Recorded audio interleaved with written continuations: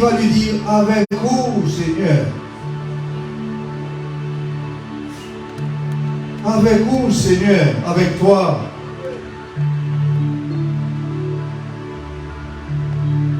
Avec le Seigneur, bien, c'est la vie éternelle. Amen. Chantons avec vous.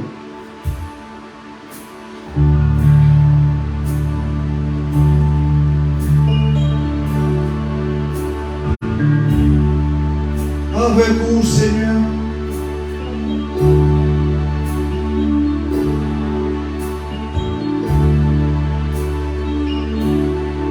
Avec vous, Seigneur. Avec vous, Seigneur.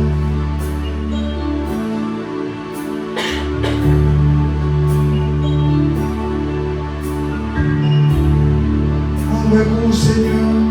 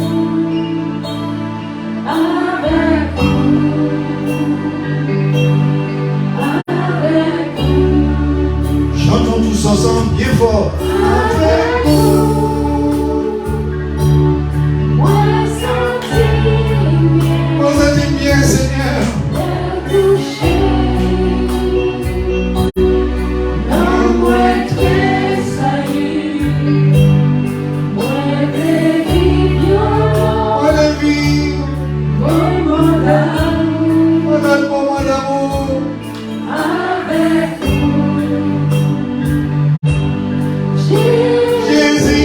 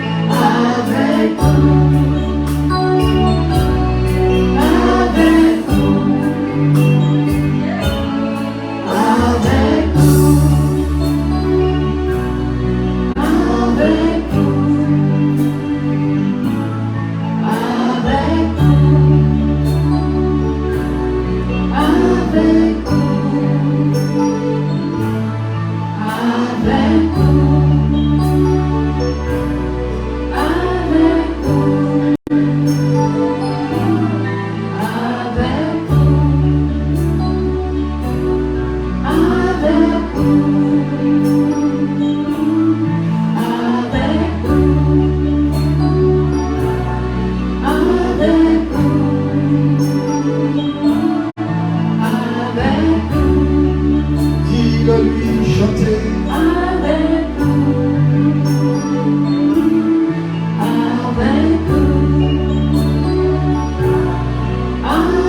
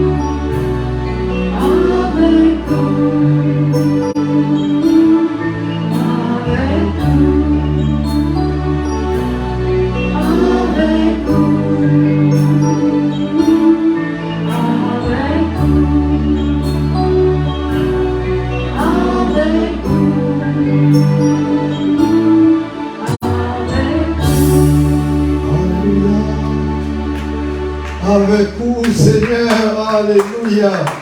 Que c'est merveilleux, Seigneur. Avec vous, avec toi. Convocer, Seigneur, contigo, alléluia.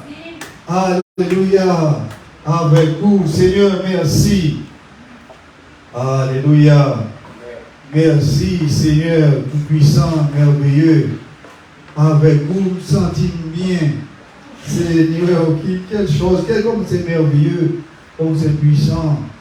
Seigneur, je me sens bien avec toi. Oh, je sens là, alléluia.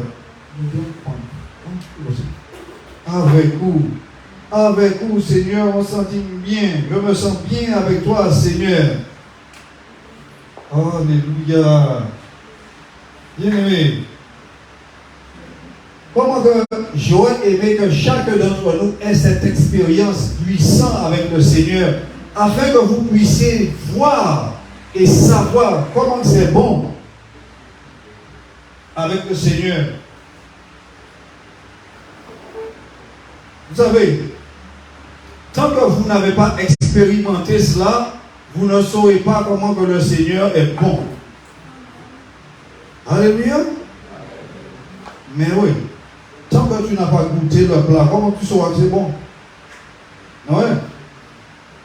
Si vous êtes non, vous m'avez dit pêche, comment vous savez pas ça fait des choses? Ouais. Si tu n'as pas mangé ce poisson là, mamie, comment tu sauras que c'est bon? Donc tout le monde va te dire, ah mamie, c'est bon, c'est bon.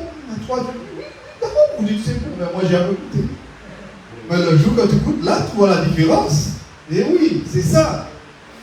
Et c'est quand tu goûtes que tu vois la différence. Et oui. Et monsieur Sirin. Frère Sirin, après c'était monsieur Sirin, après c'est pas monsieur Sirin, après c'est frère Sirin. Tout son bon Dieu pas touché ou pas connaît, ou pas ça. Vous bon Dieu touché ou connaît. Alléluia. Donc, bien aimé. Donc, rendez-vous, on avait pris le rendez-vous pour aujourd'hui. D'accord? On avait pris rendez-vous pour aujourd'hui. Et parce que on voulait, voilà,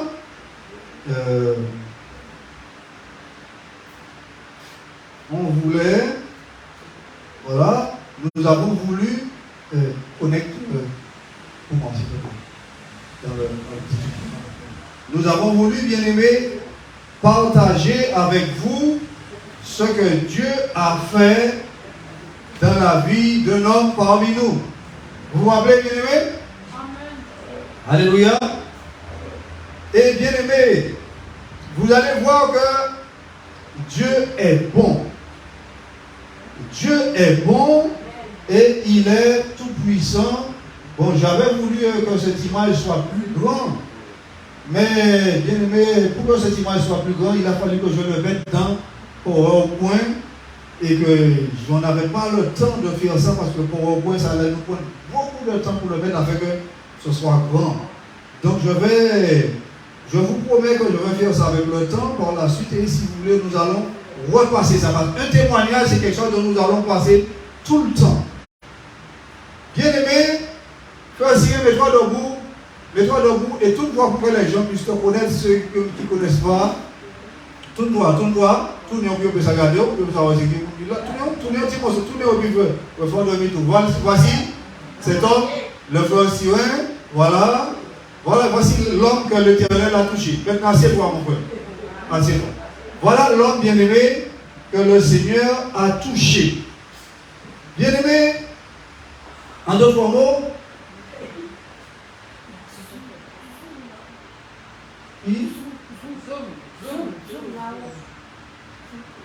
et tu penses que ça va y aller? Attends, tu sais, j'ai essayé tellement de choses. J'ai essayé tellement de choses. Moi, il a 125. Moi, il dit pour. Bon, 125. Bon, on va passer à 200. Bon, qu'est-ce qu'il donne? Voilà. Oui! Et là, vous êtes des connaisseurs dans l'ordinateur. Là, vous êtes des connaisseurs dans l'ordinateur. Mais oui! Voilà, on va passer un petit peu plus, hein? Oui, pour qu'il puisse agrandir de façon que tout le monde puisse voir, parce que au moment de 200, il passe à 300. On est à 300, bon, qu'est-ce que ça donne? Oh! Ah oui, mais bien sûr! Mais c'est super! Bien aimé! Écoutez, nous allons maintenant nous témoigner ça l'Éternel soit dans la vie. Pour que le peuple connaisse. Bien aimé, cet homme que vous voyez là, eh bien, c'est un homme qui est, qui vit en concubinage avec une femme. Vous savez, dans tout le monde, c'est comme ça se passe. Et ça fait très longtemps qu'ils sont ensemble. D'accord? Ils ont 5 garçons. D'accord? Ces 5 garçons sont grands déjà, ils ont déjà de grands enfants. Je crois que maintenant ils sont déjà aux papis. Oui. Hein? Oui, ils ont papis. Voilà. Et, bien aimé, cet homme, depuis son jeune âge avec sa compagne, il est arrivé un moment que sa compagne voulait suivre le Seigneur, voulait venir à l'église avec le Seigneur. Nous avons notre sœur Irène là, c'est elle qui était proche de cette famille.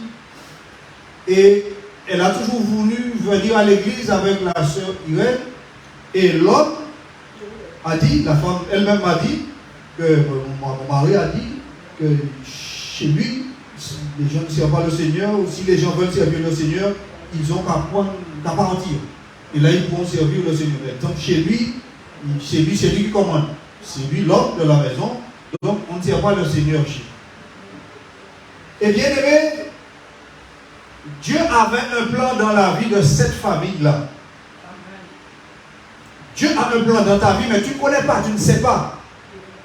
Le fait que Dieu a un plan dans ta vie, Satan, lui, va dire non, qu'il ne veut pas. Et le fait que tu ne connais pas Dieu, Satan lui-même, eh bien, il sera de ton côté et toi, tu vas repousser Dieu. Mais comme Dieu veut te sauver, donc c'est un combat pour ton âme. Vous comprenez bien? C'est un combat. Satan veut ton âme et Dieu veut ton âme. Donc c'est un combat entre les deux. Qui est-ce qui est le plus fort? Dieu qui est le plus fort. Donc finalement, qu'est-ce que Dieu fait? Dieu lui donne une maladie. C'est pourquoi j'aurais voulu que sa femme soit là, puis c'est elle qui connaît bien, c'est elle que je voulais qu'elle soit là, mais elle n'est pas venue. Donc, Dieu lui donne une maladie quelconque qu'il doit passer par une opération chirurgicale. C'était l'oreille. Il faut un problème dans l'oreille, ça? C'est un problème dans l'oreille. Un problème dans l'oreille, donc il devait passer par une opération chirurgicale. Donc, et l'opération chirurgicale, bien aimée, a eu lieu. Mais malheureusement, tout ceci c'est la main de Dieu, Malheureusement, dans cette opération chirurgicale, bien aimé, cela n'a pas réussi. Dans cette opération chirurgicale, ils ont touché une veine. Ils ont touché une veine qu'il ne fallait pas toucher. Voilà. Et eh bien, l'homme, eh bien, au lieu d'améliorer après la chirurgie, eh bien, l'homme s'est mis à régresser pour la chirurgie. C'est ainsi dans la chirurgie de l'oreille, bien aimé, eh bien, l'homme s'est retrouvé, dans une mauvaise situation. Il était en train de partir. Sur l'hôpital, il ne pouvait plus rien faire. Ils ont fait l'opération, voyant qu'il ne pouvait plus rien faire. Et lui, bien aimé, se rappelant de sa copine, de sa copine, de celle qu'il connaît, il règne très longtemps. Et lorsqu'il a vu qu'il était condamné, il était en train de partir, il s'est souvenu d'Irène. Il s'est souvenu qu'Irène est en train de marcher dans un chemin où Dieu se trouve. Et cela, se voyant condamné, donc, il appela la sœurière, dont il connaissait déjà de très longtemps, de longue date, pour lui demander s'il était possible que le pasteur vienne le voir, car il veut recevoir l'évangile dont il ne voulait que personne sous son toit puisse y adhérer. Donc, bien aimé, il a appelé la sœur. Et la sœur, lorsqu'il a appelé la sœur, ce jour-là, la sœur m'a appelé. C'est qui la sœur Irène? La sœur Irène, c'est voilà, la sœur Irène, voilà. Les trois, tout le monde la connaît. Comme nous ne sommes pas nombreux, tout le monde la connaît. Voilà. Voilà. Et tu peux te rasseoir, ma soeur, c'est bien. Tu peux te rasseoir. Et lorsqu'elle m'a appelé ce jour-là, bien aimé, c'était le 4 septembre 2022. J'étais à la radio. Et justement, vous savez, à la radio, je suis connecté à Internet comme ici, et j'ai vu le téléphone qui clignotait, c'est-à-dire quelqu'un qui appelait. Donc, dans le micro, en train de parler, donc, je n'ai pas pu prendre l'appel. Je n'ai pas pu prendre l'appel, mais j'ai vu que son nom est marqué. Je dis, ah, c'est tellement qu'elle a besoin de me voir. Donc, après le programme, je vais appeler. Donc, le programme terminait à 19h. Et quand le programme a pris fin, bien aimé, vers les 19h, je suis arrivé à la maison, quand je suis arrivé, il était 8h, 20h du soir. Alors je l'appelle. Je l'appelle et c'est là qu'elle m'explique, oui, il y en a cet homme-là qui est malade. Ça fait combien de temps, parce que ça m'a demandé par là, il va nous parler de toute information. Combien de temps vous êtes couché à l'hôpital? Combien de temps vous êtes couché à l'église cabane? Hein? 3 mois. Voilà, 3 mois. Il est resté 3 mois, bien aimé. Il est resté 3 mois. Hein? Regardez. Il est resté 3 mois. Pas parler, pas manger dans cet état. Regardez. Le tuyau dont vous voyez là, bien aimé, c'est au travers de ce tuyau-là qu'on lui donnait l'aliment, de l'aliment que de l'eau, de l'aliment liquide, que de l'aliment liquide. Donc voilà, bien aimé. Donc l'état dont nous avons trouvé cet homme, donc nous sommes arrivés chez lui vers les 21h30. D'accord? Nous sommes arrivés chez lui 21h30 avec notre sœur Irène, puisqu'on ne connaissait pas le domicile. Là. Et là, nous avons vu l'état de cet homme. Bien aimé, vous savez, le Seigneur, des fois, vous met dans des situations que vous ne comprenez pas et le Saint-Esprit vous guide. Pour tout vous dire, lorsque je suis entré dans la chambre, j'ai pris une odeur de mort. Ne me demandez pas quelle odeur il a parce que je ne pouvais pas vous expliquer. Vous avez compris? Quand je suis entré dans la chambre, j'ai pris l'odeur de la mort. J'ai pris l'odeur de la mort, bien aimé. Et dans cette chambre, bien aimé, j'ai demandé quelques informations, voilà. J'ai demandé à sa compagne, combien de temps qu'ils sont ensemble? Là, elle m'a dit le temps dont ils sont ensemble. J'ai demandé, est-ce que vous avez des enfants? Ils m'ont dit, oui, on a des enfants, on a 5 garçons, etc. J'ai demandé, êtes-vous mariés? Et là, ils m'ont dit, non, on n'est pas mariés. D'accord, j'ai dit, d'accord, vous n'êtes pas mariés. Donc j'ai dit, bien, si vous n'êtes pas mariés, vous êtes dans le péché ce que la Bible appelle le péché sexuel devant Dieu. Et lorsque tu vis dans le péché sexuel, eh bien, tu en as une barrière entre toi et Dieu. Et Dieu, s'il veut te sauver, il fera tout pour pouvoir te sauver. Vous ne pourrez pas continuer dans cette vie. Il faudra vous marier. Et si le Seigneur m'a emmené chez vous ce soir, c'est pour régler le problème. C'est pour régler la situation. Je ne connais pas le plan de Dieu. Je suis simplement un instrument que le Seigneur emmène afin de faire sa volonté. Et c'est de là, bien aimé, cette femme, elle s'est repentie, elle a accepté le Seigneur. Monsieur Cyril couché sur le lit, aussi bien aimé, il a accepté le Seigneur dans sa vie comme sauveur personnel. Vous voyez là, nous sommes en train de prier pour eux, voilà, parce qu'ils ont accepté le Seigneur dans leur vie comme sauveur personnel. Chose que M. Cyril désirait, il désirait recevoir le Seigneur. Vous allez voir, bien aimé, comment que ce n'est pas une blague, comment c'est quelque chose de terriblement puissant. Lorsque tu veux le Seigneur, si tu le veux, tu le reçois. Dans l'autre mot, je dis, si tu veux Jésus, il vient chez toi. Si tu ne le veux pas, il ne viendra pas. Et bien aimé, ceci, voyez-vous, donc, voilà, effectivement, vous comprenez, ça continue, voilà, la prière, ensuite, nous avons donné certains conseils, voilà. Puis vous voyez, guidés par le Seigneur, nous sommes revenus le voir le dimanche 9 octobre.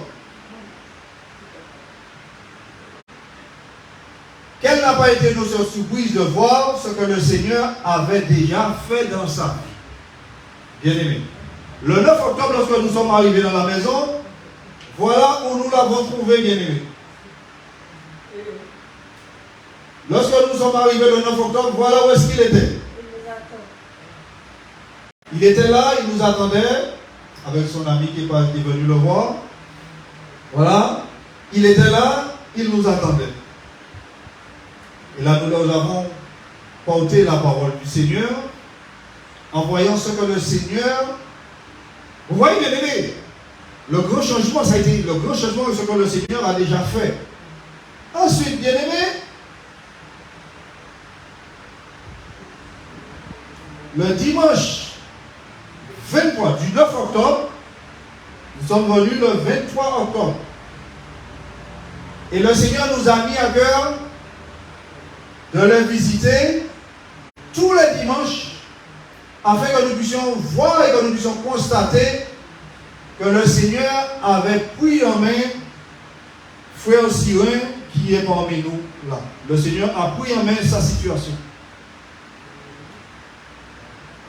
Afin que vous puissiez comprendre là où le Seigneur l'a ramené, voilà de quoi qu'il était nourri durant combien de temps? 3 mois. Bien aimé, voilà. Voilà, tuyau, au travers du tuyau, toutes les boîtes, les caisses et des caisses. Voilà. Chez lui, là, vous voyez, des caisses, avec ça, bien aimé, dont il était nourri. Ceci, vous voyez, c'est pas une blague, hein, c'est pas une blague, hein. Voilà de quoi que l'homme était nourri pendant 3 mois. Vous voyez? Voilà la situation de cet homme, bien aimé, avant de recevoir le Seigneur. Avant de recevoir le Seigneur, voilà quelle était sa situation. Et qu'est-ce que nous disons, bien aimé? Quand le Seigneur arrive dans une maison, que se passe-t-il? J'ai pas entendu. Quand le Seigneur arrive dans une maison, quelque chose doit changer. Alléluia. Quelque chose doit changer. Donc, voilà, bien aimé. Voilà l'évolution de la situation de l'homme. Voilà, sur son lit. Et ce dimanche-là, bien-aimé, poussé par le Saint-Esprit, depuis notre maison, il m'a demandé d'emporter mon portable et apporter le petit Bluetooth, parce qu'il faudrait que je le fasse écouter le décret des puissants prophètes. Et c'est ainsi, bien-aimé, ce dimanche-là, nous l'avons fait écouter le décret de guérison des puissants prophètes du Seigneur. Vous et moi, nous savons très bien quel effet que cela fait sur un malade dont la science a échoué. Vous savez, les puissants prophètes, vous savez, le décret. Et lors de notre visite du 30 octobre, nous avons constaté l'évolution de son rétablissement très visible. Et là encore, bien aimé, nous l'avons fait écouter le nouveau décret de guérison des puissants prophètes du Seigneur. Parce qu'entre-temps, il y a eu un deuxième décret. Nous l'avons fait écouter justement bien le deuxième décret. Vous voyez la petite boîte bleue là. Voilà. Il était en train d'écouter le décret des puissants prophètes du Seigneur. Donc, vous voyez, bien aimé, il était déjà là, assis dehors. D'accord? Assis dehors. Donc, vous voyez, donc son état va amélioration en amélioration. Et bien aimé, ce jour-là, nous avons remarqué qu'il y en avait un yop sur le mur. Et nous lui avions demandé s'il pouvait bien boire le yop. Et il nous a confessé, bien aimé, qu'il pouvait le boire. Qu'il venait de le boire, bien aimé, chose qui n'était pas possible. Tout se passait au travers du tuyau. Et pour tout vous dire, bien aimé, de l'oreille avec ce nerf dont ils ont touché, c'est le nerf qui permet de parler. Donc c'est pourquoi vous voyez, donc, ils parlent aussi, ils ne parlent pas fort, le son de sa voix ne sort pas parce qu'ils ont touché ce nerf. Mais nous savons que le Seigneur quoi?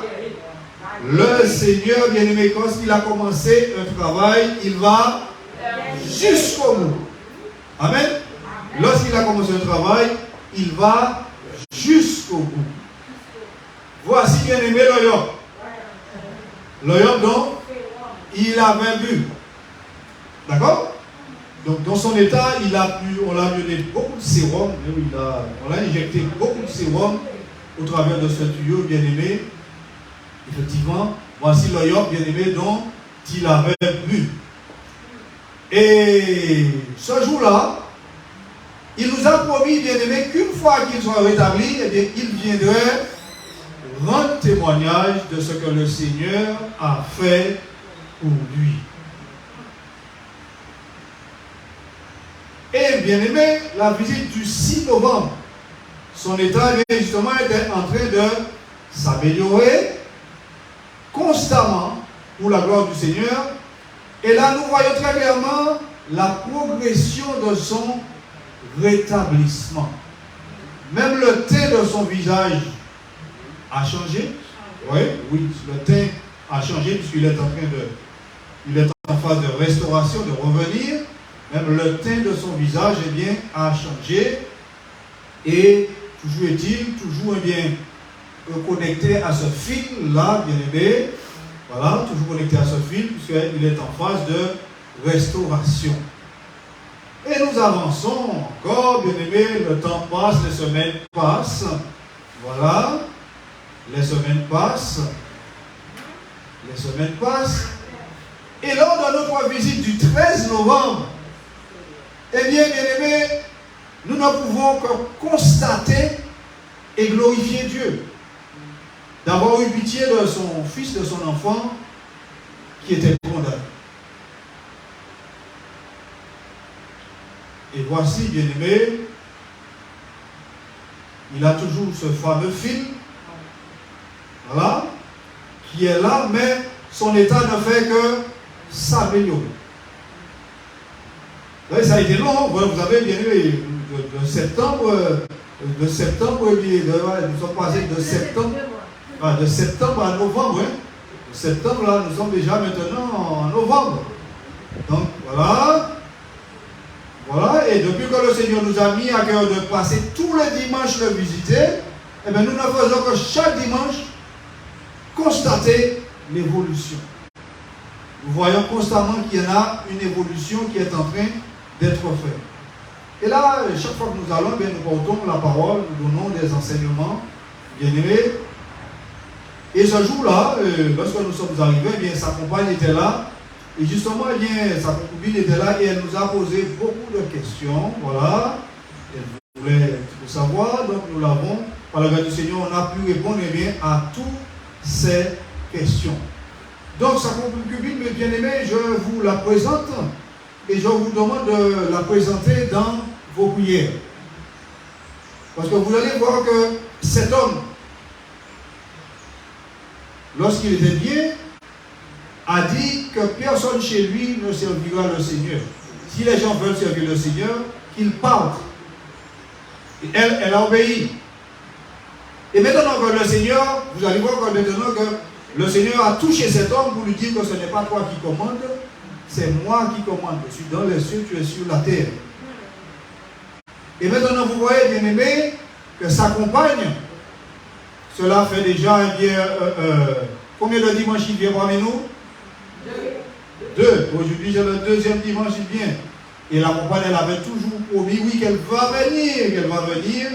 Et à chaque fois, il y a un empêchement. Donc, vous avez déjà compris qui est-ce qui est derrière ça. D'accord? Donc, je vous demande de prier pour cette femme. Afin que le Seigneur puisse briser les chaînes. Parce que le Seigneur veut unir cette famille.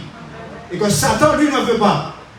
Mais il n'y en a pas que Satan ne veut pas. Le Seigneur, l'œuvre du Seigneur dans sa vie, bien-aimé, de voir s'accomplir. Complètement. Amen. Bon, ensuite, nous avançons. Lors du 30 novembre, bien-aimé, toujours cette évolution vers un rétablissement complet. Et nous avons pu constater qu'il n'avait plus ce tuyau qu'il servait pour pouvoir le nourrir. Constatez vous-même avec cette photo bien aimée. C'est bien ça. C'est bien ça. Le 20 novembre. Le 20 novembre. Regardez-moi bien aimé. Est-ce que vous voyez le teint de l'homme comme son teint est en train de changer et que son visage est en train de reprendre la forme? Vous voyez? Regardez un petit peu. Voyez l'évolution. Petit à petit, l'évolution. Voilà, là, on ne dit pas que c'est cet homme dont nous avons vu eh bien, coucher sur ce lit le 9 septembre. Regardez, bien aimé, tout change. Voilà. Tout est en train de changer. Il va d'amélioration eh bien, en amélioration.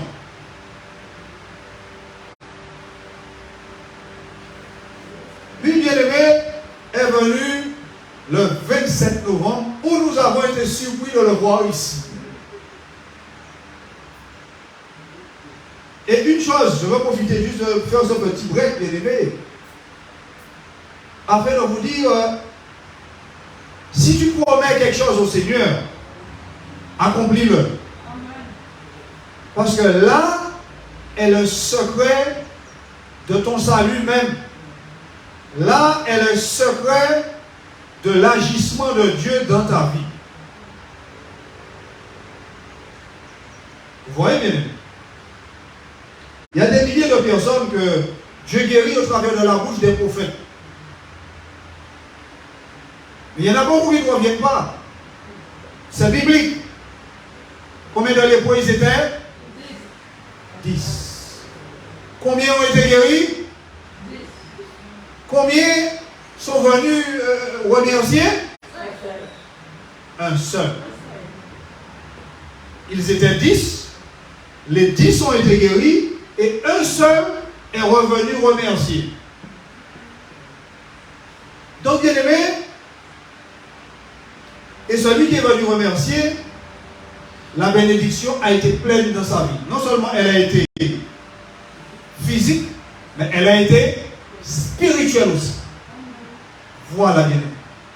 Toi et moi, nous ne savons pas qu'est-ce que Dieu est en train de faire dans la vie de cet homme. On ne sait pas. Nous ne faisons qu'observer et glorifier Dieu. Alléluia. Donc, bien aimé, donc il est venu, comme il avait promis, il est venu. Voici la photo. Voilà. Quelle évolution, bien-aimé, quel puissant miracle. Voilà, et il a mangé de chez lui, il habite de l'autre côté de la rue, il a mangé de chez lui jusqu'ici. Bien-aimé, il nous a surpris. On ne sait pas qu'il serait venu de sitôt, bien-aimé. Et tout de suite, bien-aimé, nous l'avons enseigné la repentance. La repentance avec le sac. Comme bien-aimé, il a promis à Dieu qu'il viendrait.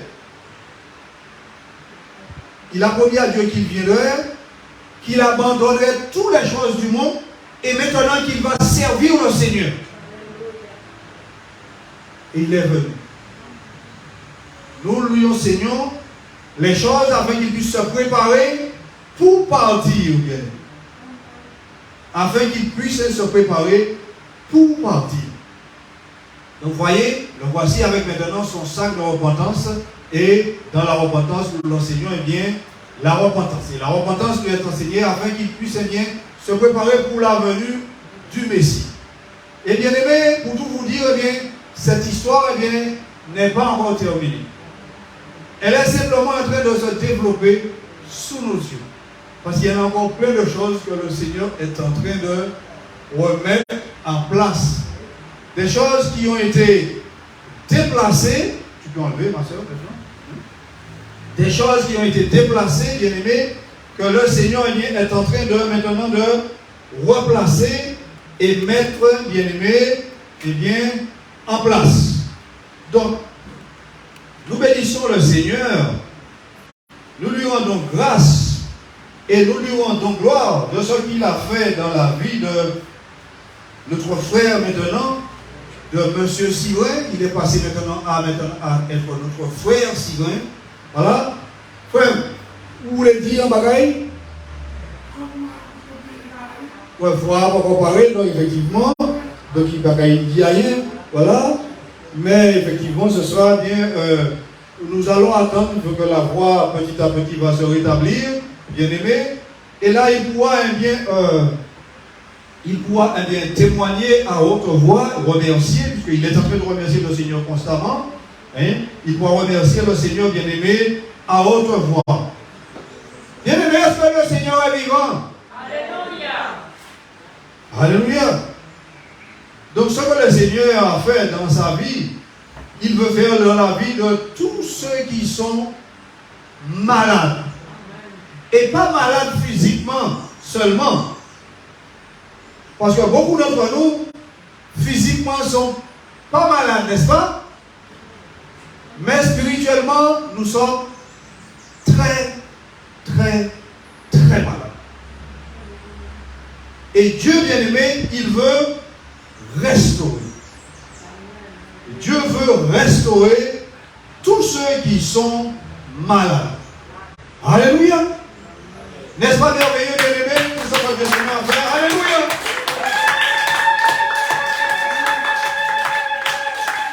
Alléluia. Alléluia. Alléluia. Oui, bien-aimé, ceci c'est juste une partie de l'histoire, puisqu'il est présent là parmi nous. Nous devons de vous présenter cela, afin que vous puissiez savoir que Dieu est au milieu de nous. D'accord? Afin que vous puissiez savoir que Dieu est au milieu de nous. Et afin que vous puissiez savoir que quand Jésus entre dans une maison, comment que Jésus va entrer dans une maison? Dites-moi. Jésus va entrer chez toi. Lorsqu'il parle entrer dans une maison, il ne parle pas de ça. Hein? Non, il ne parle pas de ça. La maison qu'il parle, c'est toi. Le temple du Saint-Esprit. Lorsque Jésus entre dans une maison, il y a quelque chose qui doit arriver. Quelque chose doit changer. Vous savez, beaucoup de personnes acceptent le Seigneur. Je ne peux pas rester figé comme ça. Beaucoup de personnes acceptent le Seigneur, bien-aimé, et rien ne change dans leur vie. Pourquoi rien ne change dans leur vie? Vous avez la réponse. Simplement, ils ont accepté le Seigneur avec la bouche. pour faire plaisir à X, à Y. Mais la porte du cœur est restée fermée. Sachez, bien-aimés, une chose. Le temple du Saint-Esprit ne peut pas, ne doit pas rester malade. Quelqu'un a compris? Un temple que le Saint-Esprit habite, la maladie ne doit pas habiter ce temple-là. Vous avez compris? Oui, la maladie vient. Mais la maladie s'en va, il expulse. Mais la maladie ne vient pas pour habiter là. Mais par contre, le temple que le Saint-Esprit n'habite pas, la maladie vient et reste là. La maladie s'installe et reste là. Elle s'installe et reste là, elle va s'empirer et elle l'emmène à la mort. Mais si ce temple-là dit non, je veux Jésus, je veux, il faut que ça parte d'ici, du cœur, du centre de l'homme. Tu dis, tu veux le Seigneur vient. Le Seigneur vient. Bien aimé, et c'est ainsi que le Seigneur, dans son amour, eh bien, nous a emmenés chez lui afin que vous puissiez, eh bien, comme nous, partager et voir, eh bien, ce que le Seigneur a fait, eh bien, dans sa vie. N'est-ce pas merveilleux ce Dieu-là? N'est-ce pas puissant ce Dieu-là? Donc, et là, tu comprendras que la dernière fois là où nous sommes arrêtés, Matthieu chapitre 5, verset 14. Matthieu chapitre 5, verset 14.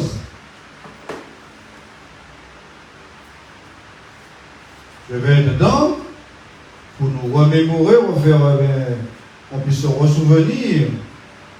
Matthieu 5, 14.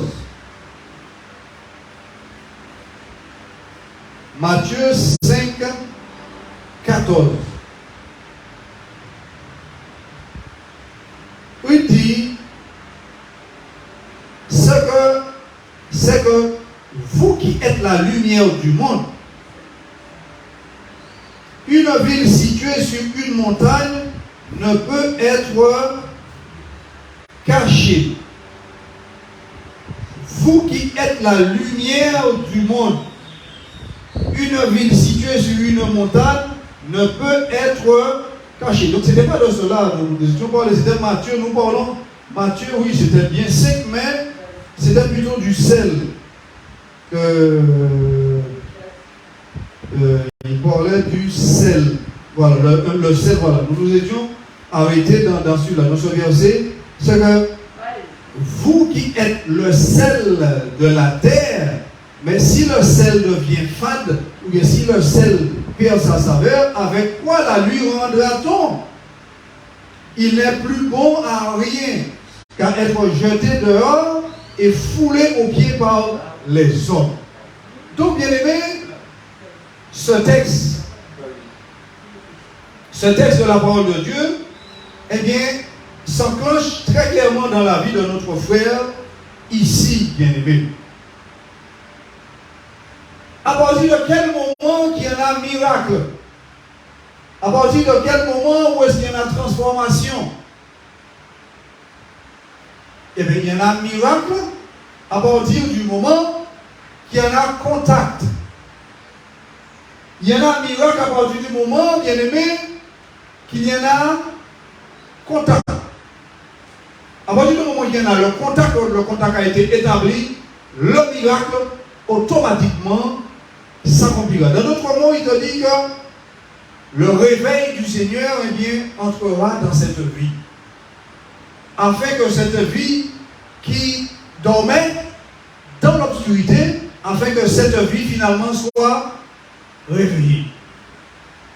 Afin que cette vie soit réveillée. C'est pour cette même raison, il parle de sel. Vous vous rappelez de la dernière fois, nous avons posé la question, à quel moment que le sel fait son travail dans le riz? Vous vous rappelez? Qu'est-ce que vous avez répondu? À quel moment que le sel va faire son travail? Lorsqu'il entrera en contact. Et à quel moment que l'homme va changer, sa vie va être transformée, va être bouleversée? Eh bien, à partir du moment qu'il en a le véritable contact, parce que dans cette église-là, il y a plein de monde qui parle de contact avec mon Dieu. Dans toutes ces églises-là, il y en a plein de personnes, à commencer par le pasteur lui-même, plein de personnes qui n'ont pas le véritable contact avec le véritable Dieu. Et nous constatons bien qu'il y en a plutôt des religieux. Être religieux, c'est une chose. Et être un serviteur du Seigneur, c'est une autre chose. Ce n'est pas la même chose. Le serviteur du Seigneur, bien aimé, eh bien, c'est celui qui est la lumière du monde. Dans d'autres mots, cette parole va s'adresser non seulement à moi, à nous tous, et aussi bien particulièrement à notre frère Cyril, pour lui dire, mais frère Cyril, actuellement la caillou, c'est où qui lumière? Maintenant chez toi, c'est toi qui es la lumière. Comme je disais à ton fils hier, il faut qu'il observe ce que Dieu a fait dans la vie de son père. Il faut que sa mère lui raconte comment était son père. Afin qu'il puisse comprendre qu'il y en a un Dieu qui existe. Et c'est que ce Dieu-là qui lui a redonné son père. Et que si son père n'avait pas demandé le Seigneur, il serait parti. Ils n'ont pas eu de père maintenant. Donc, bien aimé, la lumière du monde. La lumière, c'est cette lampe en toi. Et c'est quoi la lampe du Seigneur en toi? En nous, c'est quoi la lampe de Dieu en nous? Le Saint-Esprit en nous. C'est pourquoi il nous a dit de ne pas attrister le Saint-Esprit. Donc vous allez comprendre, bien aimé, que cette prédication qui a commencé, ça fait quelque temps, cette prédication, vous comprenez très clairement que tout est guidé par Dieu. Parce que dans la vie de cet homme, il y en a eu un temps. Il a dit non, chez moi, personne ne sert pas le Seigneur. Celui qui veut servir le Seigneur, qui prend la clé, qui cherche sa maison. Quand le Seigneur a entendu ça, le Seigneur lui a donné un temps afin qu'il puisse retirer cette parole. Vous avez compris? Le Seigneur, l'homme ne sait pas, vous savez, quand tu ne connais pas Dieu, tu dis des choses, tu fais des choses et Dieu est en train de te regarder. Comme ça. Dieu est en train de te regarder. Il est dans les cieux, il est en train de te regarder. Et Dieu lui a donné un temps pour enlever la parole, bien aimé. Et puis, puisque il continuait, il n'enlevait pas la parole, bien aimé, Dieu est venu enlever cette parole lui-même. C'est quoi ça, bien aimé? C'est la bonté de Dieu, la miséricorde du Seigneur. C'est la miséricorde du Seigneur que le Seigneur savait très clairement, bien aimé, que sur ce chemin-là, c'est un chemin sans retour. C'est un chemin que tu vas tout droit vers la force.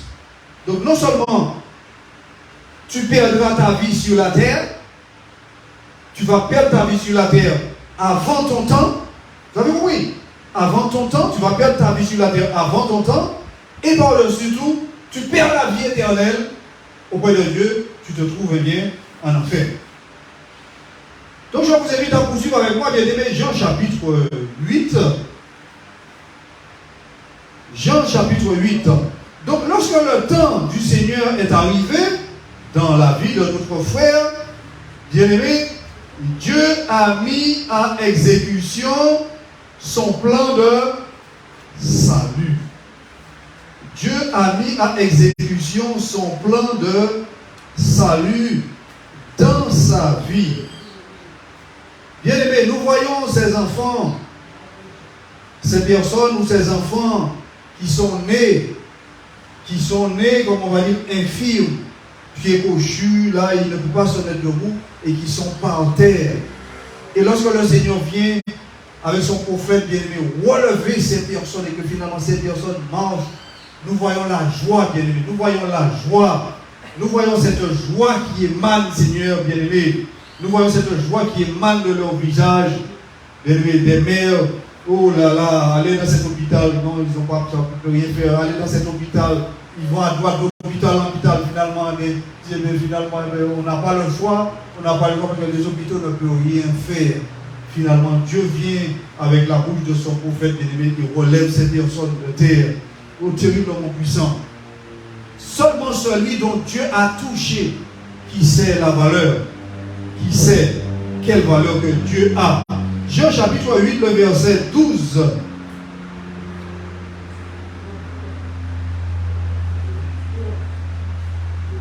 Jean le chapitre 8, le verset 12. Il dit, Jésus leur parla de nouveau et dit, je suis la lumière du monde. Celui qui me suit ne marchera pas dans les ténèbres, mais il aura la lumière. Il aura la lumière de la vie. Celui dans lequel Jésus est lumière. Il aura la lumière de la vie. Bien aimé, je ne sais pas si toi et moi, si tu comprends réellement ce qu'il est en train de dire là. Je ne sais pas si tu comprends réellement ce qu'il est en train de dire là. Je ne sais pas non plus si tu comprends réellement qu'est-ce que c'est que d'avoir Jésus en toi. D'avoir accepté le Seigneur. Je ne sais pas si tu comprends réellement qu'est-ce que cela veut dire. Bien aimé, voici le témoignage devant nous, vivant. Qu'est-ce que cela veut dire lorsque Jésus est en quelqu'un, est dans un être humain?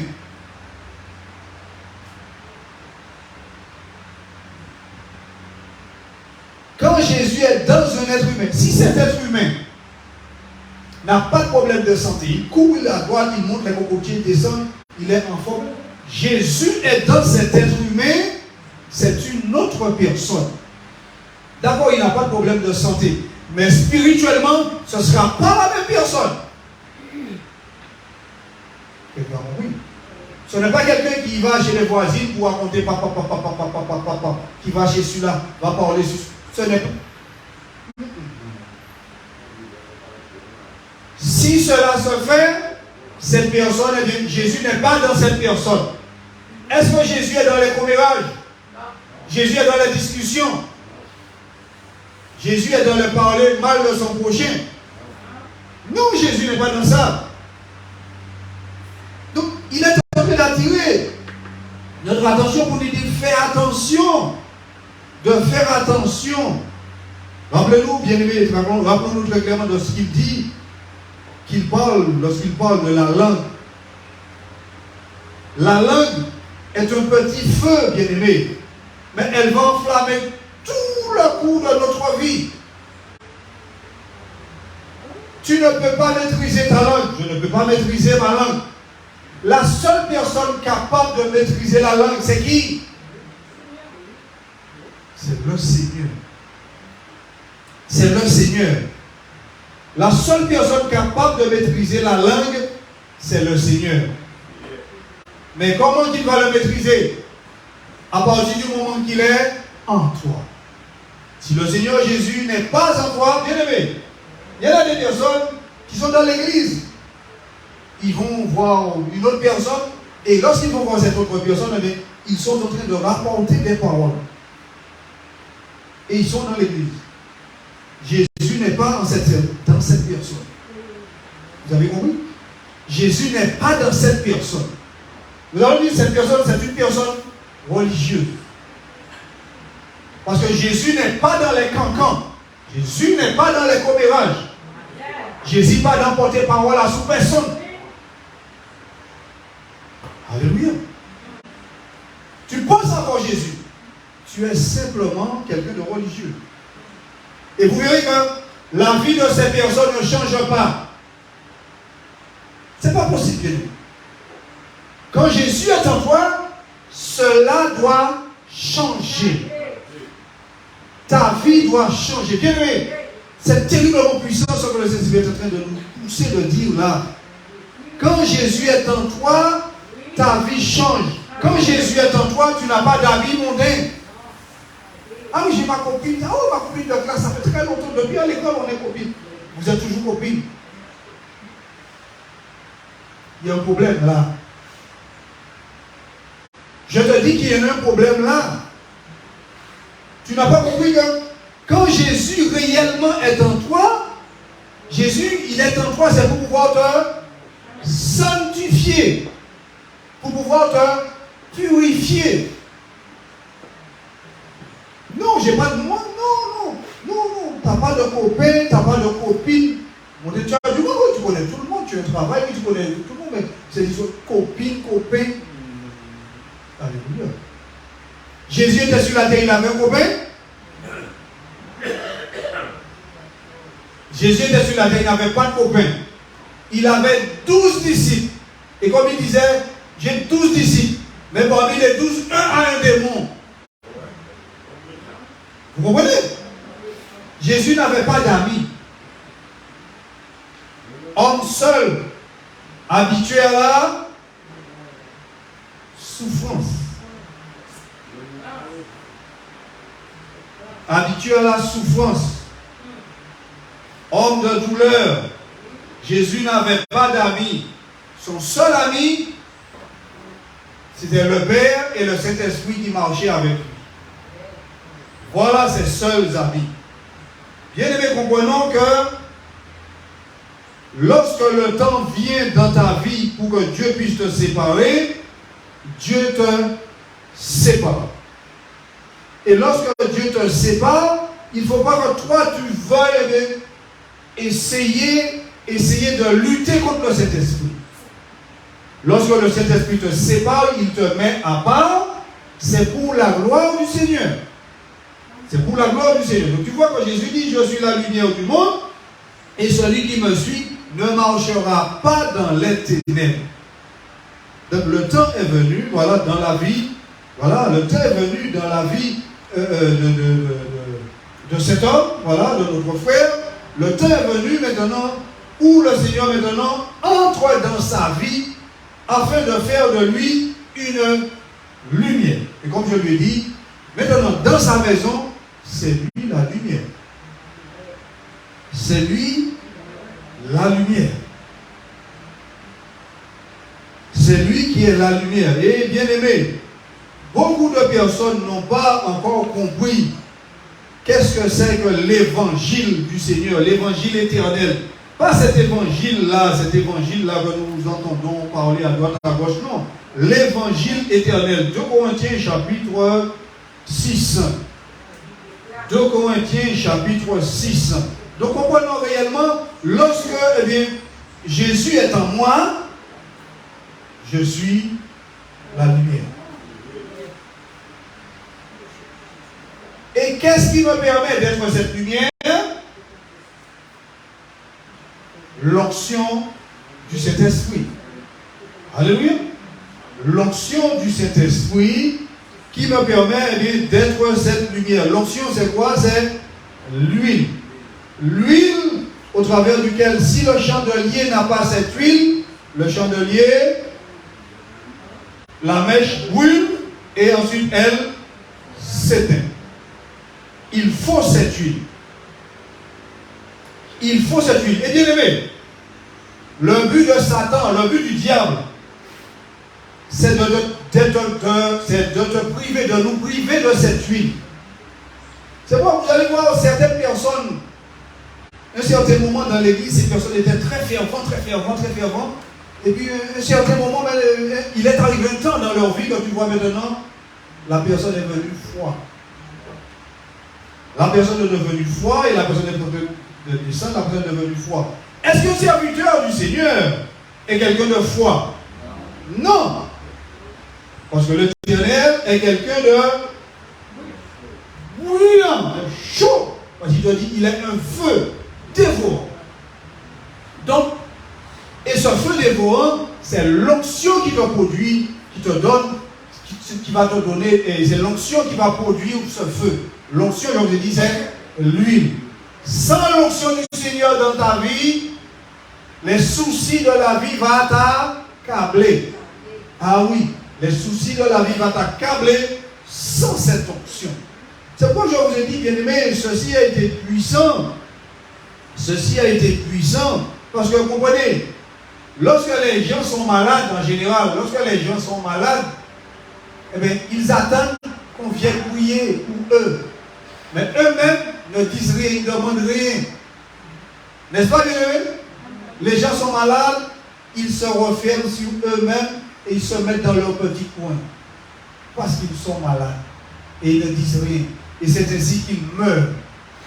Mais lorsque malade a l'audace de dire « Je veux Jésus, je veux Jésus », ça c'est Jésus lui-même qui est déjà entré dans ce malade. Parce qu'aucune personne ne peut dire « Je veux Jésus » si Jésus lui-même n'est pas déjà dans cette personne. Vous avez déjà vu quelqu'un dans le monde là dire « Je veux Jésus, je veux Jésus ». Vous allez les évangéliser, ils disent « Oui, oui, je viendrai. » Vous parlez. Vous distribuez 1000 feuillets aujourd'hui. Tous les 1000 disent, oui, on vient. Dimanche arrive, pas un seul sur les 1000 n'apparaît. Donc aucun homme ne peut désirer de vouloir Jésus si ce n'est pas Jésus lui-même qui a déjà touché cet homme. Bien aimé, est-ce que vous avez déjà compris ça? C'est exactement comme cette femme que nous viennent lorsqu'on était au Pérou. Cette femme, lorsqu'on lui montrait la photo des prophètes, et elle voyait que la photo était doublée. C'est-à-dire, tu vois le prophète, tu voyais une deuxième personne au travers de la photo. Elle dit, ça, je sais faire ça. Je sais faire ça parce que c'est une cinéaste, c'est une femme qui fait des films. Oh, ça, je sais faire ça. Vous allez tromper, ils ne sont pas deux, ça, je sais faire ça. Je sais faire ça.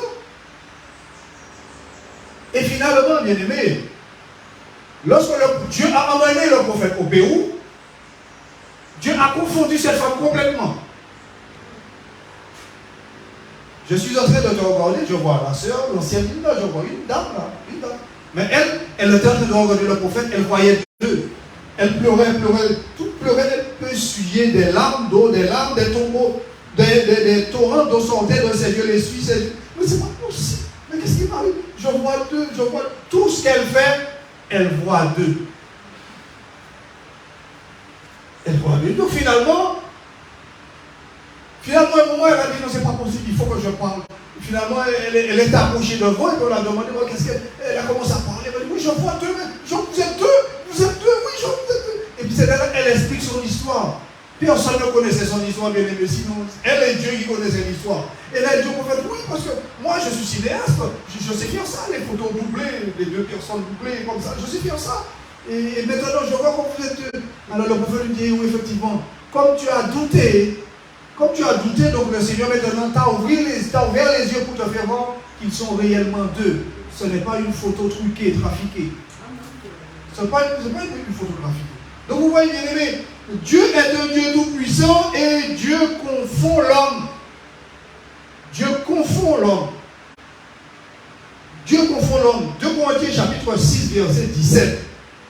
2 Corinthiens chapitre 6, verset 17. Il nous a dit ceci.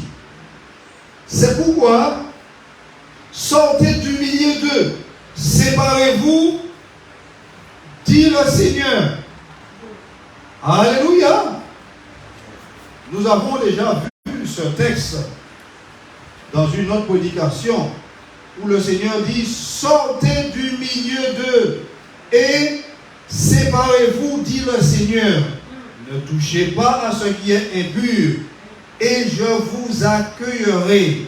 Je serai pour vous un père, et vous serez pour moi des fils et des filles, dit le Seigneur Tout-Puissant. Dans d'autres mots, le Seigneur dit sortir du milieu d'eux. Cela veut dire quoi? Quelqu'un se rappelle? Il te dit, sors au milieu des choses du monde.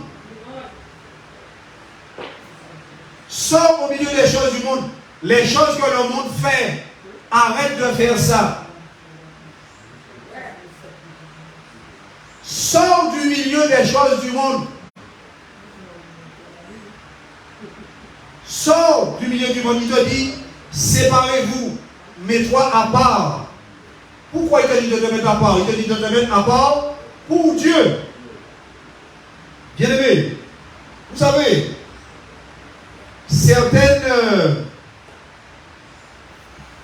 il y en a des endroits que toi et moi nous pouvons habiter et que tant que nous habitons dans cet endroit, nous n'allons pas pouvoir servir Dieu correctement. Est-ce que tu le savais?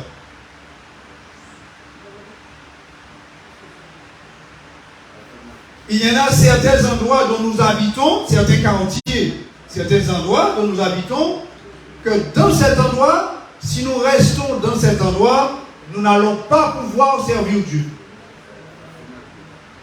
Est-ce que vous savez cela? D'accord. Il y a certains endroits qu'on habite. Tant que nous allons habiter là, nous n'allons pas pouvoir servir Dieu. Parce que ce lieu est un lieu habité par les démons. Ce lieu est un lieu habité par les démons. C'est pourquoi il te dit, sortez du milieu d'eux. Bien-aimé,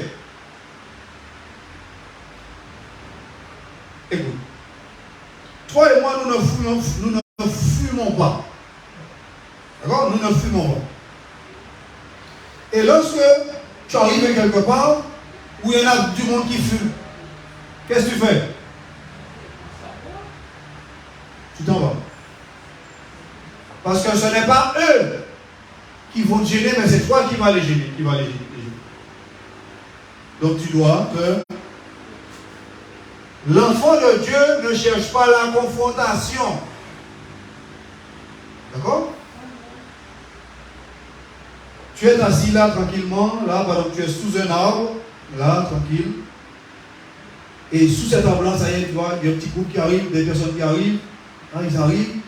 Hein, que l'heure est là, ils viennent au moment de la pause, ils viennent sous l'arbre, hein, et toi tu étais déjà là. Ils commencent à parler de femmes, de football, de choses, et toi tu es là. Qu'est-ce que tu fais? Qu'est-ce que tu fais? Tu restes? Tu t'en vas, tu sors de là parce que c'est pas eux qui vont te gêner, mais c'est toi qui vas les gêner. Donc tu te retires. Tu te retires. Tu ne restes pas là, tu te retires. Donc il est en train de te dire, saute au milieu d'eux, sépare-toi, bien-aimé. À tous les coups, tu dois faire attention à cela. Toi et moi, nous devons constamment faire attention à cela. Un temps est arrivé dans nos vies, un temps est arrivé maintenant sur la terre, où Jésus vient prendre son peuple à n'importe quel moment, on ne sait pas. Est-ce que c'est la fin de l'année? Est-ce que c'est avant que le culte se termine? On ne sait pas, mais nous savons, bien aimés, que nous sommes dans le temps de... Nous sommes dans le temps de la fin de l'ère de l'Église. Nous sommes dans le temps de l'enlèvement. Et le temps de l'enlèvement, ça peut être une fourchette que Dieu a mis, que toi et moi, nous ne connaissons pas. Une fourchette de 2 ans, une fourchette de 3 ans, une fourchette de 4 ans, on ne sait pas. Mais si nous savons que nous sommes dans ce temps-là, vrai ou faux? Et Dieu bien-aimé a fait quelque chose pour nous prouver que nous sommes bien dans cette fourchette-là de l'enlèvement. Le retour de Benjamin Netanyahu au pouvoir. Il était sorti, tout le monde était en train de blasphémer, douter. Et voici maintenant, Dieu le ramène au pouvoir. Alors, qu'en dis-tu maintenant? Vas-tu te préparer? Ou vas-tu continuer dans tes traîtres du monde afin que tu puisses rater l'enlèvement? Alléluia, alors qu'est-ce que tu dis? Qu'est-ce que tu dis maintenant? Sortez du milieu d'eux, séparez-vous. Et cette séparation, bien aimé, c'est pour que tu puisses te préparer dans la repentance, dans la sainteté, dans pratiquant, et force-toi à pratiquer la justice. Alléluia. Et force-toi. Et force-toi. Je disais dernièrement à quelqu'un, Dieu vous a donné un pasteur. C'est pourquoi. Pourquoi que Dieu met un pasteur?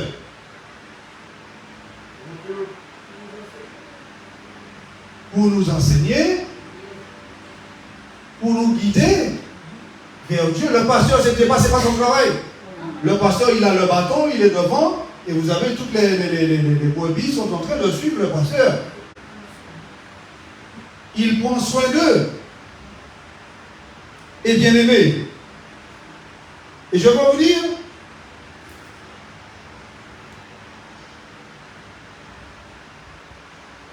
bien que très souvent, je veux dire, bien que assez souvent, mon temps est très pris. Bien qu'assez souvent mon temps est très pris. Mais je demande aux brebis du Seigneur, aux enfants du Seigneur, appelez le pasteur, fais-le savoir que tu passes par un problème, une difficulté, etc. Même si il n'a pas encore trouvé le temps de venir te voir, mais le fait qu'il est au courant que tu passes par des difficultés, il y a un temps où il se met à genoux devant le Seigneur. Et il n'y en a pas de meilleur moment pour le pasteur de te présenter cette brebis-là devant le Seigneur. Il dit, Seigneur, regarde ta brebis. Je ne connais pas le problème, mais toi tu connais le. Donc, au lieu d'être tout seul dans ton coin en train de prier, nous serons au moins deux. Et deux est plus fort qu'un, oui ou non? Deux est plus fort qu'un. Deux est plus fort qu'un. Donc vous avez vu, bien aimé, ne vous inquiétez pas, le pasteur trouve du temps. Le pasteur trouve du temps, Dieu le fait trouver du temps, puisque vous avez vu le témoignage, Dieu l'a fait trouver du temps pour aller vers son fils qui appelait au secours. Et voici, bien aimé, le pasteur n'a rien à voir dedans. Le pasteur a été simplement, prêtez attention, bien aimé.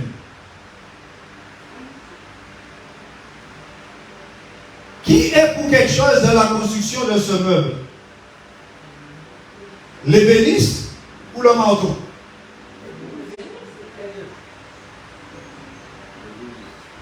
C'est l'ébéniste. Et puis les deux?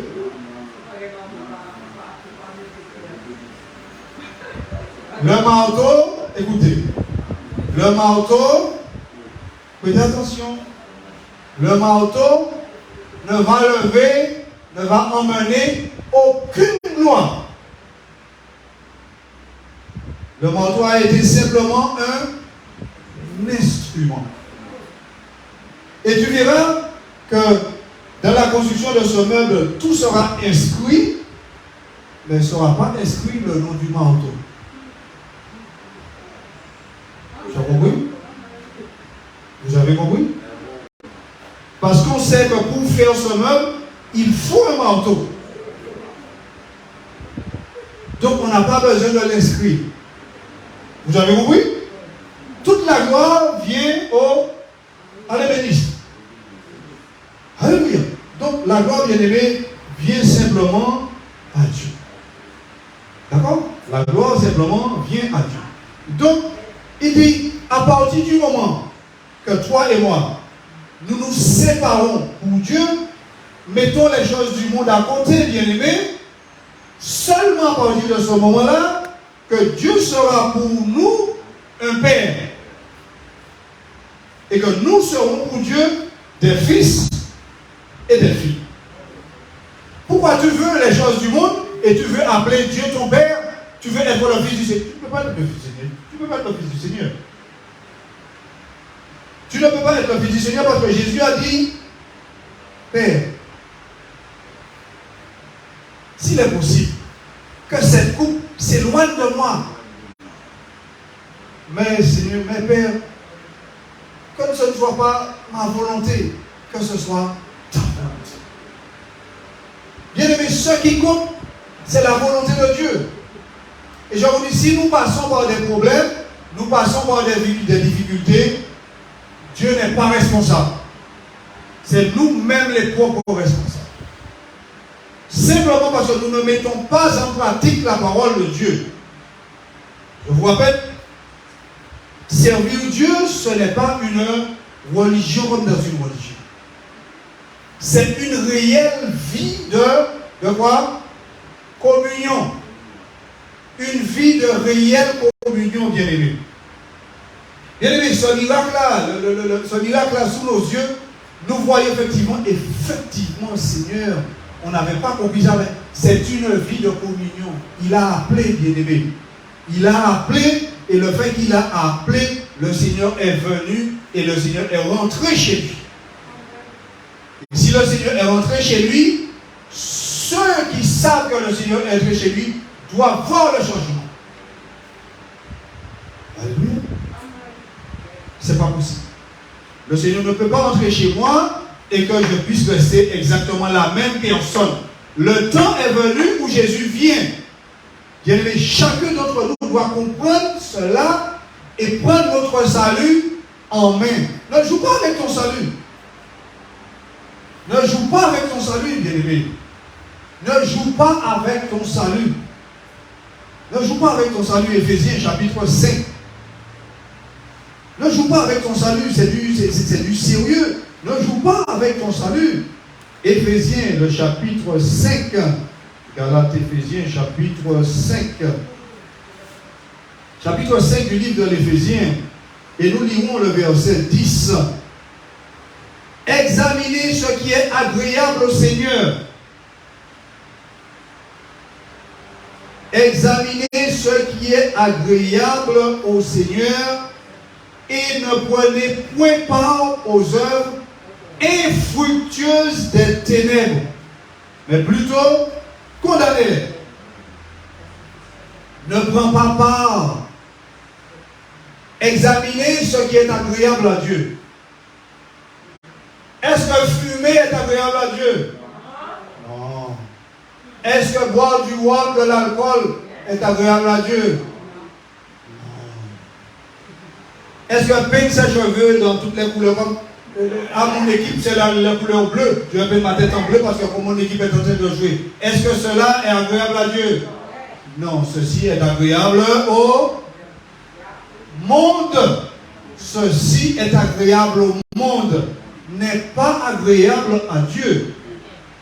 Séparez-vous de ces choses. Mettons-nous à part de ces choses. Ce sont des choses, il te dit, ce sont des œuvres infructueuses. Bien aimé, il y en a le football. D'accord? Cela se fait à des milliers de kilomètres d'ici. Ouais, il y en a plein de gens ici, ils achètent plein de trucs, et voilà, il y a plein de trucs, ils font la fête, ils sont... Bien aimé, écoutez-moi. Qu'est-ce que cela leur apporte? Qu'est-ce que cela va leur apporter? Cela va leur apporter du vent. Vous avez compris? Cela va leur apporter du vent. Leur équipe a gagné. Ils ont leur cœur. C'est ça leur cœur content? Attendez, leur cœur content, mais l'argent du loyer, qui n'en a pas, c'est toujours là. Ils sont en train de rigoler, la même fois qu'ils sont entrés dans la maison. Ah, le propriétaire vient ce soir. C'est ça la joie, bien aimé? C'est ça la joie? Non, c'est pas ceci, c'est une joie trompeuse. Il te dit, elle est infructueuse. Mais par contre, celui qui mange avec le Seigneur, bien aimé, il sait qu'il n'y a pas l'argent pour le loyer, il sait que le propriétaire vient ce soir, il va plier ses genoux, va tout mettre cela devant le Seigneur. Seigneur, tu connais toutes choses. Il va même pleurer, verser des larmes du Seigneur. Tu connais les choses, etc. Le Seigneur fera quelque chose où le Seigneur enverra l'argent, où le Seigneur va toucher le cœur du propriétaire pour lui donner encore un peu de temps. Le Seigneur agira en sa faveur. Et oui, bien aimé, le Seigneur agira. Et malheureusement, comme je le dis, toi et moi, voici notre problème. Nous n'avons pas suffisamment de foi en Dieu.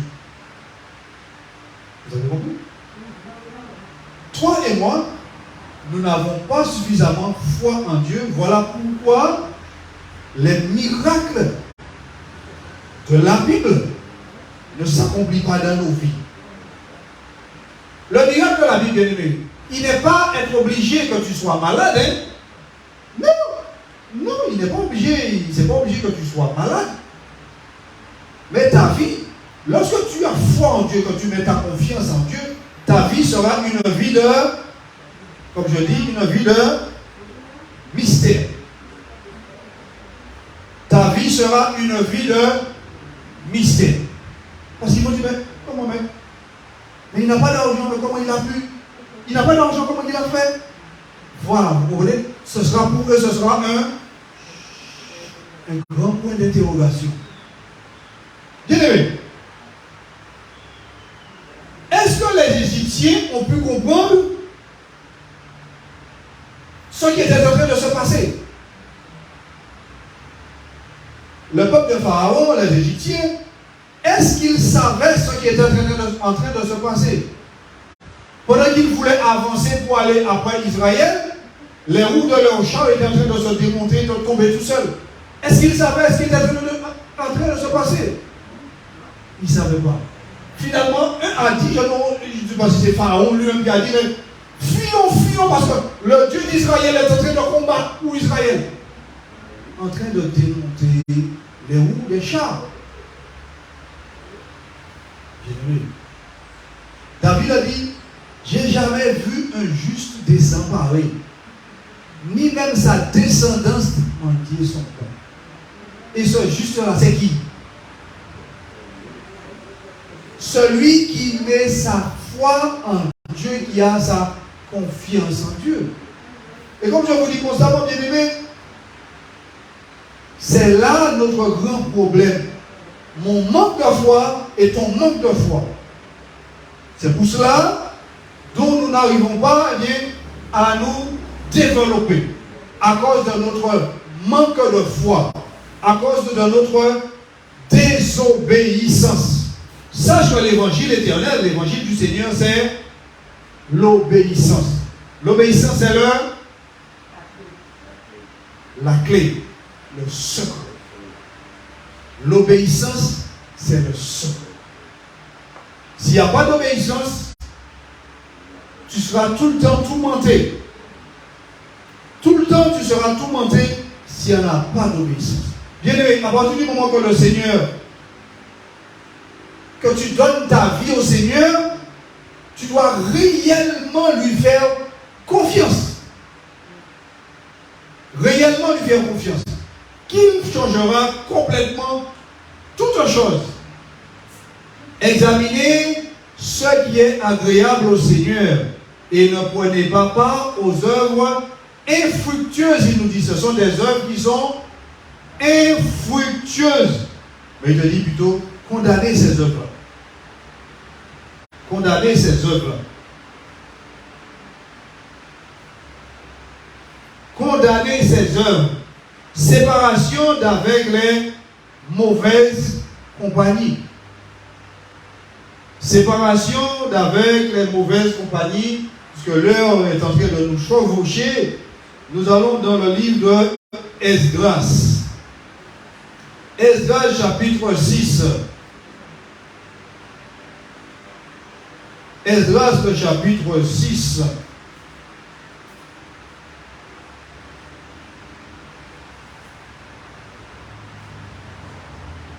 Livre de Esdras dans l'Ancien Testament, le chapitre 6.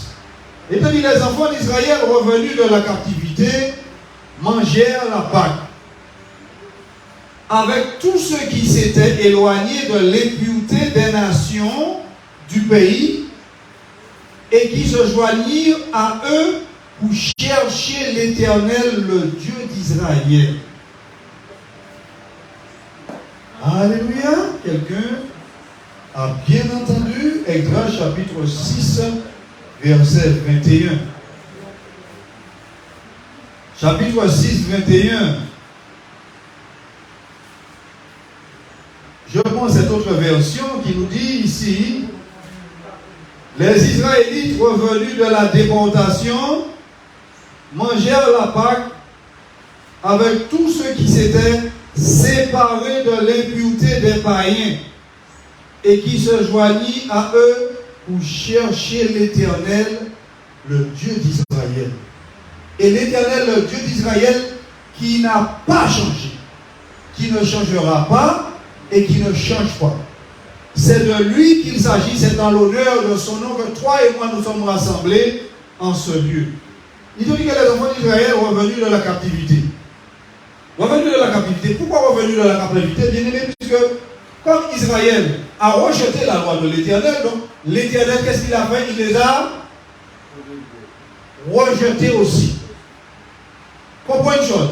Si tu rejettes Dieu, Dieu va te rejeter. Si tu rejettes Dieu, Dieu te rejettera aussi. Si celui qui me reniera devant les hommes, je les renierai devant mon Père et devant ses anges qui sont dans les cieux. Et les anges, ce sont des myriades. Cela ne peut pas se compter. Donc, il te dit, les enfants d'Israël revenus de la captivité. La captivité, pourquoi? Parce que, comme ils ont abandonné l'Éternel, l'Éternel les a abandonnés. Et on les a capturés et emmenés captifs, loin de leur pays. Il a fallu à l'Éternel un temps. Un temps, il a fallu qu'il passe un temps en captivité, un temps, une fourchette de temps que l'Éternel avait fixé lui-même. Il avait programmé lui-même un temps pour la captivité. Sache des fois, bien aimé, tu passes dans un moment difficile, un moment dur, un moment que tu es dans la repentance tu supplies. Sache que ta repentance, ce temps de repentance, le temps de repentance, cela ne dépend pas de toi. Il y en a un temps que le Seigneur a fixé que tu ne connais pas, que je ne connais pas, que tu devras insister. C'est pourquoi il te dit, Père, c'est Père. Tu es en train de te repentir, de supplier le Seigneur de la repentance. Père sévère. Père sévère. Combien de temps tu n'as pas péché contre le Seigneur? Sans compter le temps que tu étais en train de pencher. Combien de temps n'as-tu pas péché contre Dieu faisant un péché contre le Saint-Esprit? Combien de temps que tu as fait, tu as pratiqué cela sans penser, sans réfléchir? Et maintenant, tu penses que, en te repentant un jour, 2, 3 jours, que ce sera bon? Il y en a un temps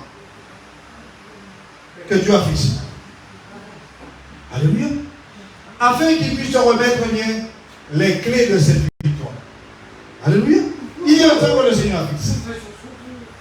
Donc, les enfants d'Israël revenus de la captivité, ils mangèrent la Pâque avec tous ceux qui s'étaient éloignés de l'impureté. Vous voyez, bien aimé, il y a des choses impures qui existent. Et lorsqu'il parle d'impureté ici, bien aimé, il parle de choses spirituelles. Lorsqu'il parle d'impureté, il parle des choses spirituelles. Écoute. Aujourd'hui, ce n'est pas votre cas, bien aimé, mais aujourd'hui, à la fin du culte, tu as déjà été invité chez quelqu'un qui t'aime bien pour manger. Et à la fin du culte, tu iras chez cette personne, tu vas t'asseoir là, à table, avec lui, avec ses amis dont il est invité, tu vas manger. Tout ce que tu as reçu dans le culte, lorsque tu arrives là chez cette personne, que va-t-il se passer?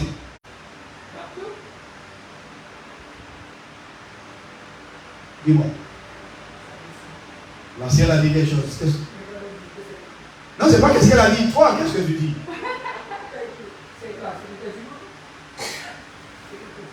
Tu as été invité aujourd'hui chez tes amis, chez ton frère, chez ta soeur. Après le culte, vous venez manger chez eux. Tu viens au culte? Que lorsque tu viens au culte, il y a quelque chose que tu récupères, que tu ne vois pas, mais que tu récupères. Tu vas chez cette personne qui t'a invité, la table est là, il y a du vin, il y a du rhum, ses amis sont là, il y a une petite musique qui est là, okay. Tu es invité, tu viens, tu t'assois, tranquille. C'est ton frère, c'est ta soeur, tu t'assois, tu manges. Tout ce que tu as reçu ici dans la maison du Seigneur, lorsque tu arrives là avec, qu'est-ce qui se passe? Qui vient là-bas?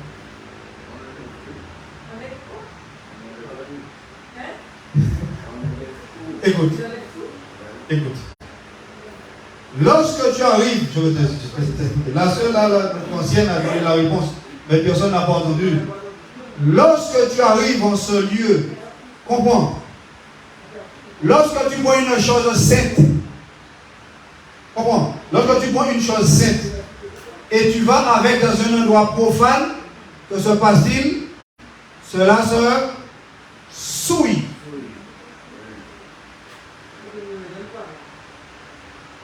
Un vêtement blanc, et tu vas dans un endroit qui est sale.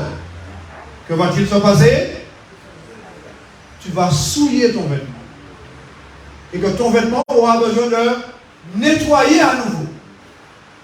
Est-ce que tu comprends le pourquoi que le Seigneur nous demande de nous séparer?